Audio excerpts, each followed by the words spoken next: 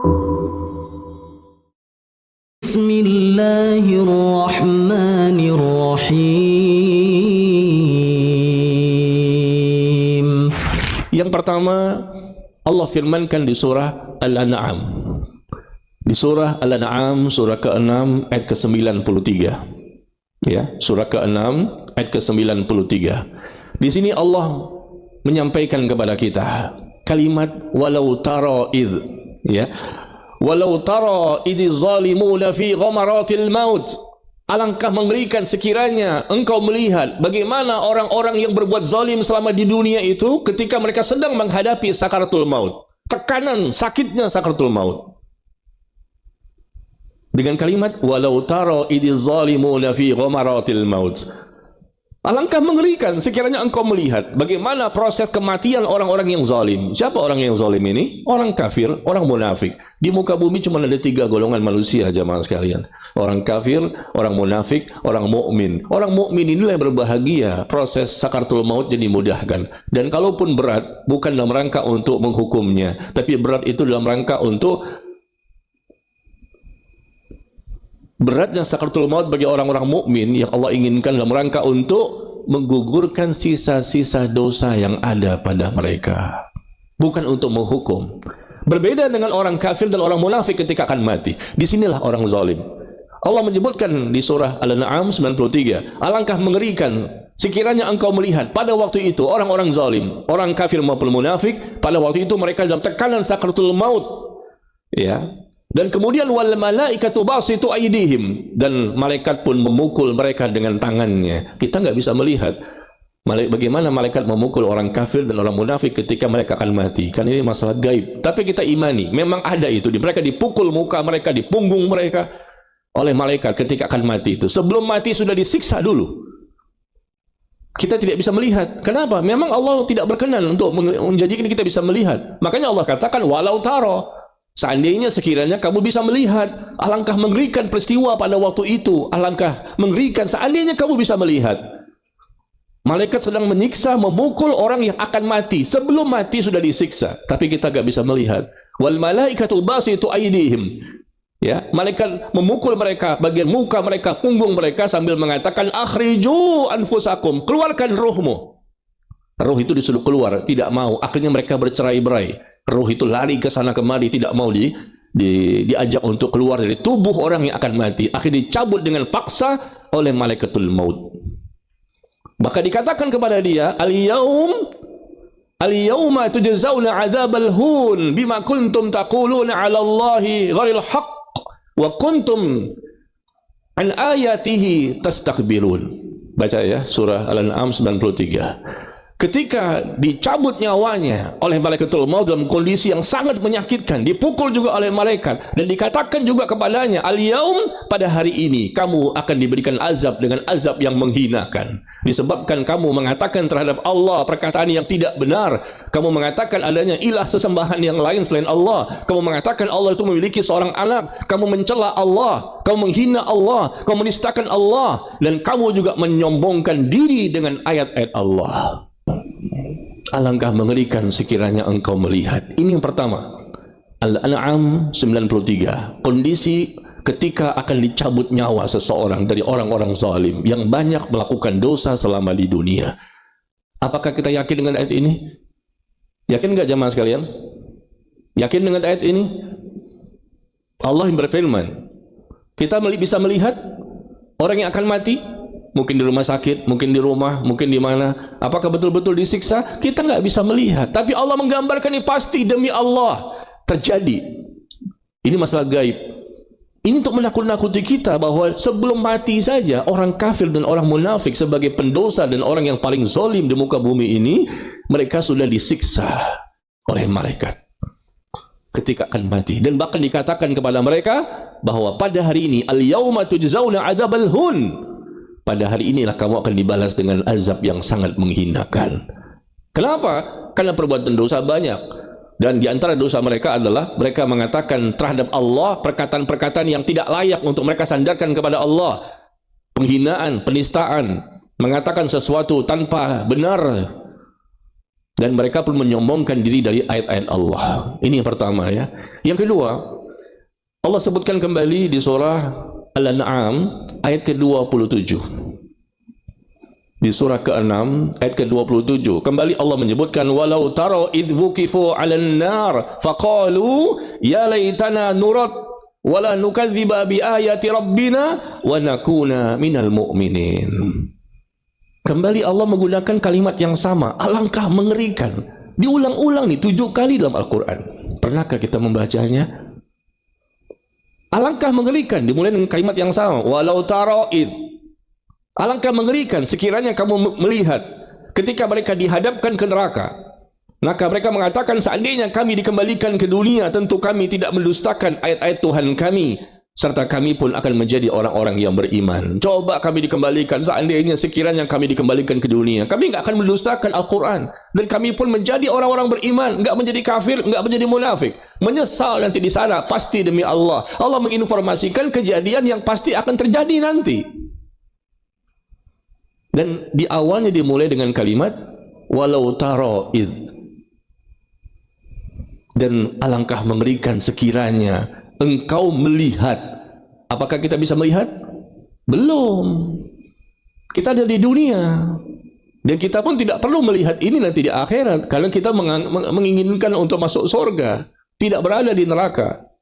Biarkanlah mereka orang-orang yang ada di neraka. Tapi andai kata kamu melihat nanti peristiwa yang terjadi di neraka, mereka dihadapkan ke neraka, lalu mereka mengatakan seperti ini, ya laitana nurat, aduhai sekiranya kami dikembalikan ke dunia, tentunya kami akan beramal saleh, tentunya kami tidak akan mendustakan ayat-ayat Tuhan kami, dan kami pun menjadi orang beriman. Ingin berangan-angan bisa menjadi orang muslim, menjadi orang-orang beriman nanti di akhirat. Di dunia kaum muslimin diperolok-olok, di dunia orang-orang beriman dinistakan, bahkan mereka menjadikan bahan candaan dan seterusnya. Bersabarlah saudaraku sekalian, nanti di akhirat mereka yang tidak menjadi beriman di dunia, kufur, kafir, munafik, ya, dan lain-lain, zalim, mereka berangan-angan coba kami menjadi orang-orang beriman.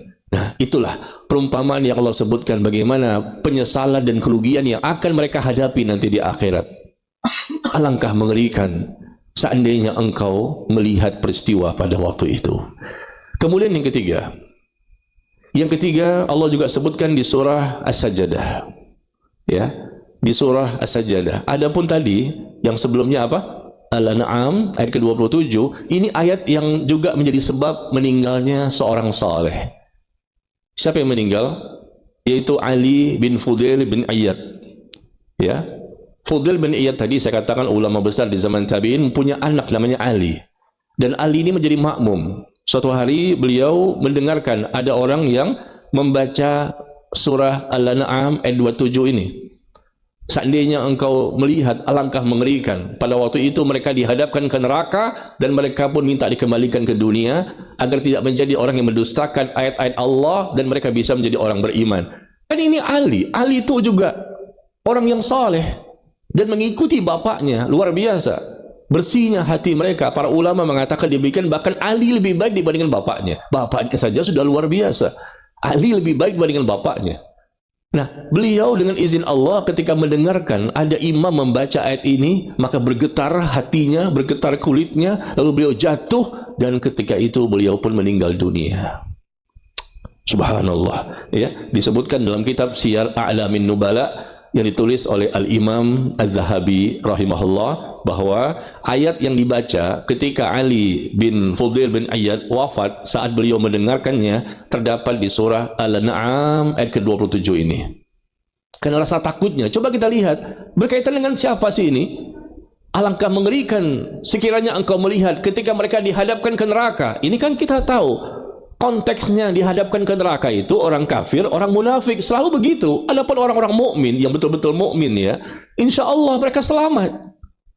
Apalagi selevel Ali bin Fudail bin Iyad, ya, Ali dan bapaknya diakui oleh para ulama tentang kesolehannya, tentang ketakwaannya, tentang rasa takutnya.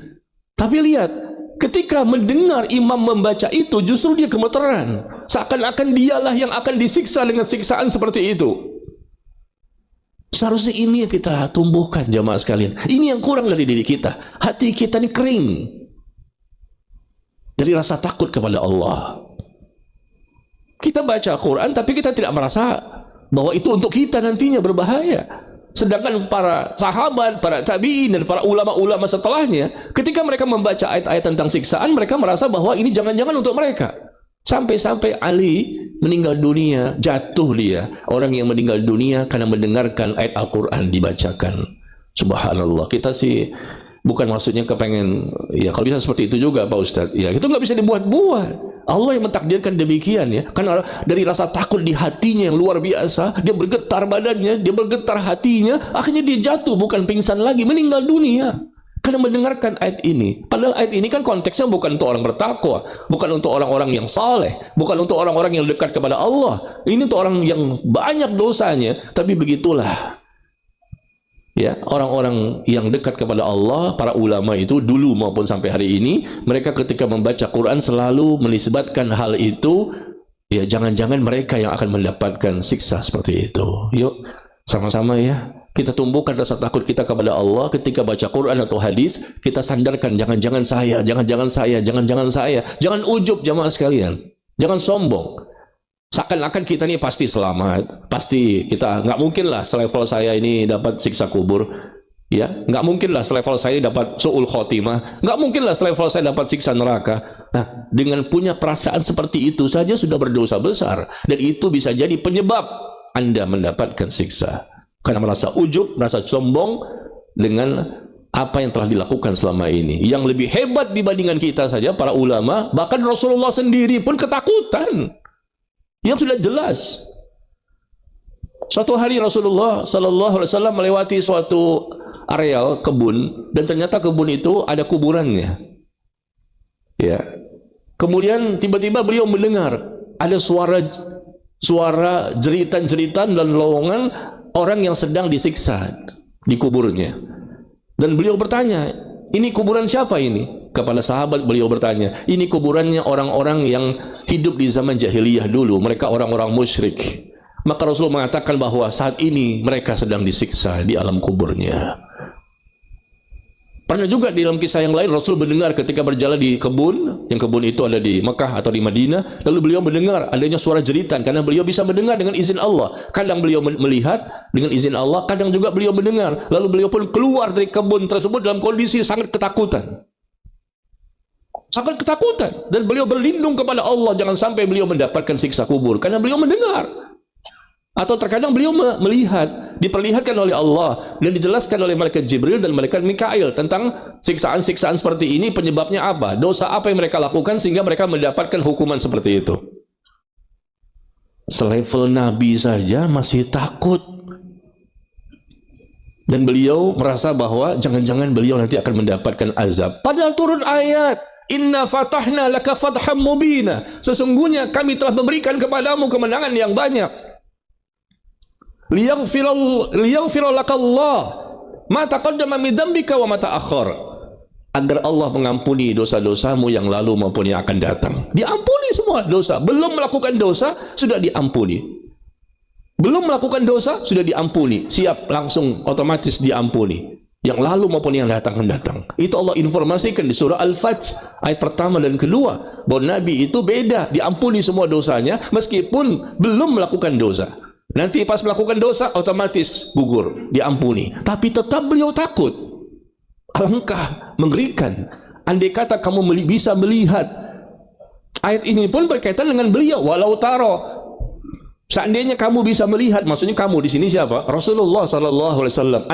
Andaikan kamu bisa melihat peristiwa yang terjadi, memang tidak semuanya Allah tampakkan kepada beliau. Ini masalah gaib. Tapi Allah katakan kepada beliau menjadi pelajaran buat kita. Andai kata kamu bisa melihat peristiwa-peristiwa yang terjadi ketika orang-orang zalim itu dipukul, disiksa oleh malaikat ketika mereka akan meninggal dunia. Andai kata kamu bisa melihat ketika pada waktu itu mereka dihadapkan ke neraka dan mereka pada waktu itu ingin kembali ke dunia, tidak bisa juga. Andai kata kamu bisa melihat, alangkah mengerikan peristiwa pada waktu itu. Masuklah surah As-Sajdah yang kita akan bahas sekarang. Surah As-Sajdah ayat yang ke-12 ya.